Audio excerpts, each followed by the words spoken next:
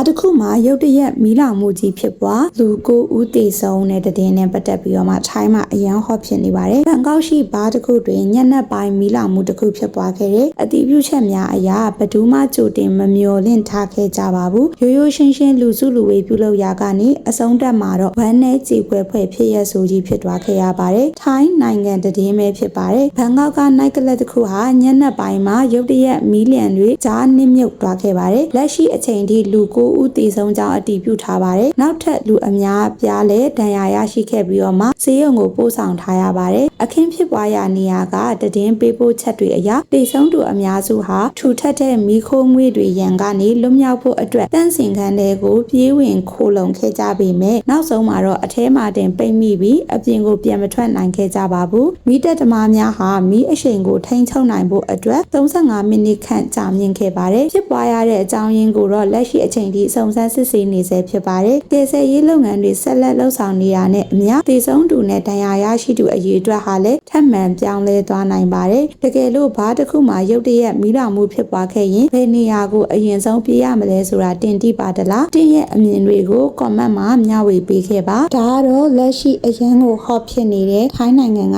တည်င်းပဲဖြစ်ပါတယ်ရှင်။သူကတော့ဘာကြောင့်မီးလောင်လဲဆိုတာကိုဒီမနက်မှာတော့တည်င်းနေအရာဆိုရင်တချို့ကလည်း gas ပေါက်တယ်လို့ပြောတယ်တချို့ကြတော့လေအဲ့ဒီနေရာပတ်ဝန်းကျင်မှာကမီးအားကခဏခဏကျတတ်တယ်လို့လည်းပြောကြတယ် short ဖြစ်တဲ့ပုံစံလို့လည်းပြောကြတယ်ပေါ့နော်ပြီးတော့သူ့ရဲ့ပုံစံကသူ့ရဲ့ decoration ဘိုင်းမှာလည်း plastic ပစ္စည်းတွေအများကြီးမြောက်များစွာသုံးထားတဲ့အတွက်ကြောင့်မလို့မီးလောင်တဲ့အချိန်မှာမီးခိုးငွေ့ကိုပို့ပြီးတော့မှထူထပ်စေတယ်အဲ့ဒါကြောင့်လည်းဖြစ်နိုင်တယ်နောက်တစ်ခုကကြတော့ပြေးထွက်တဲ့အချိန်မှာလည်းမမီဘူးရဲ့နောက်တစ်ခုကကြတော့သူကထွက်ပေါက်တစ်ပေါက်ပဲလှုပ်ထားတယ်လို့ပြောတယ်ထွက်ပေါက်တစ်ပေါက်ပဲလှုပ်ထားတဲ့အတွက်ကြောင့်မလို့မလောက်ဘူးပေါ့နော်မလောက်တဲ့အတွက်ကြောင့်မလို့ဒီကိစ္စကြောင့်လည်းသူအမြောက်အများကပို့ပြီးတော့မှပိတ်မိခဲ့တယ်လို့လည်းဝိုင်းပြီးတော့ဖြေထားကြတဲ့ဗီဒီယိုလေးတွေလည်းတွေ့ရပါတယ်ဒါကတော့လက်ရှိ update လေးလာပြောပြပေးရပါနောက်ဗီဒီယိုမှာပြန်တွေ့ကြမယ်နော်